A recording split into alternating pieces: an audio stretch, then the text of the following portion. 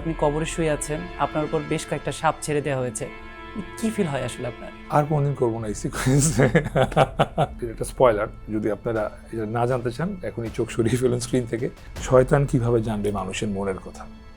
মানুষের মনের কথা শুধুমাত্র একমাত্র সত্যিকারের ঈশ্বর জানে। একটা শুদ্ধ মানুষের গর্ভেই একটা স্ট্রং শয়তান জন্মাতে পারে। আমরা যখন চক্রটু দেখছিলাম, আমাদেরকে অনেক জায়গায় ধাক্কা খেতে হয়েছে, কিন্তু এই যে আপনি পুরো জার্নিতে কোন জায়গাটা আপনাকে সবচেয়ে ধাক্কা দিয়েছে?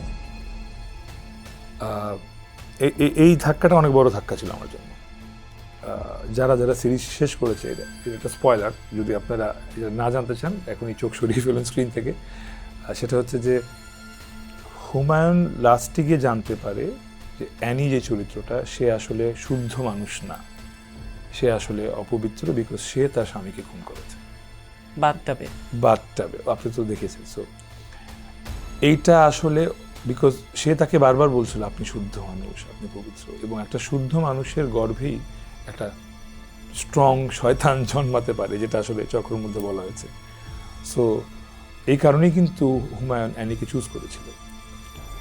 এই বিষয়টা ডিরেক্টরও আমার কাছ থেকে লুকিয়ে গেছে, বিকজ উনি চেয়েছিল সবাই রিয়েল ধাক্কাটা খায়। অ্যান্ড আমি আসলে জেনুইনলি রিয়েল। যেদিন শুটিং, তারা সেদিন সকালেই আসলে আমাকে স্ক্রিপ্ট দেয়, তারপর বলে যে আসলে অ্যানির গর্ভে যে হুমায়ুনের বাচ্চা, সেই বাচ্চাটা আর শয়তানের বাচ্চা হতে পারবে না, কারণ সে শুদ্ধ মানুষ না। এত কিছু করা এই পুরো সিরিজ ধরে হুমায়ুন যেভাবে সবাইকে কন্ট্রোল করে যা করেছে, সব কিছু ব্যর্থ হয়ে গেল শুধু একটা মিস ইনফরমেশনের জন্য।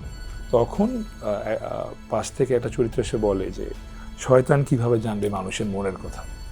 মানুষের মনের কথা শুধুমাত্র একমাত্র সত্যিকারের ঈশ্বর জানে, মানে আল্লাহ তাআলা জানে। এছাড়া আসলে কারোর মানুষের মনের কথা জানার ক্ষমতা নাই। তো শয়তান যেটা করতে পারে, মানুষকে সবসময় মিসগাইড করতে পারে, অ্যান্ড সেটাই ও করে এবারও ব্যর্থ হয়েছে। আচ্ছা, ভিকি জাহেদ ভাইয়ের সঙ্গে আপনার জুটিটা বেশ ভালো কাজ পাচ্ছি কিন্তু আমরা আপনাদের কাছ থেকে। আলহামদুলিল্লাহ। আমি যদি একটু খোয়াবনামার প্রসঙ্গটাও টানতে চাই। জি, আসলে অবশ্যই। আমি প্রথম যখন খোয়াবনামা দেখলাম, না আপনি কবরের মধ্যে শুয়ে আছেন এবং রিয়েল সাপ আপনার উপর দিয়ে দেওয়া হয়েছে, ওইটাও তো আপনার জন্য একটা কঠিন অভিজ্ঞতাই বলতে পারি আমরা। আসলে জীবনের অবশ্যই। চরম বাস্তবতার যে বিষয়গুলো থাকে, জি।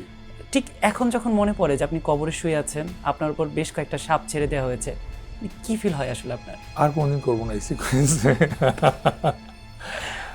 দেখেন শুভ ভাই, প্রায় 13 বছর ধরে অভিনয় করছি, এবং চাইলে যে অভিনয় করে যাচ্ছি সেটা করতেই পারি, বিকজ ওটা মানুষ পছন্দ করেছে। মানুষের ভালোবাসার কারণে আমি তৌসিফ মাহবুব অভিনেতা হিসাবে পরিণত হয়েছি। আমার কাছে মনে হচ্ছে যে আমি স্যাটিসফাইড না আমি যেভাবে যা করছি।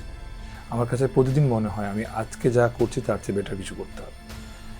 সো এই চ্যালেঞ্জটা আমার নিজের সঙ্গেই, সেটার জন্য রক্ত মাখা সাপ সঙ্গে শোয়া বা যেটাই হোক, নেক্সট লেভেলে যেতে হলে আই থিঙ্ক নেক্সট লেভেল এফোর্টটা দেওয়া খুব বেশি ইম্পর্টেন্ট, যে কোনো মানুষের ক্ষেত্রে, যে কোনো জবের ক্ষেত্রে। হ্যাঁ, আমি মুখ দিয়ে বলছি যে আমি করবো না, কিন্তু আমি এর চেয়েও হয়তো সামনে ভয়ঙ্কর কিছু আমি করতে চাই, আমি অপেক্ষা করি। আচ্ছা তৌসিফ ভাই, আপনার প্রত্যেকটা চরিত্র বাছাই থেকে শুরু করে সেই চরিত্র হয়ে ওঠার পেছনে আপনার নিজস্ব কিছু ফর্মুলা থাকে, তো অবশ্যই। আমরা কি সেই সিক্রেটটা একটু জানতে পারি?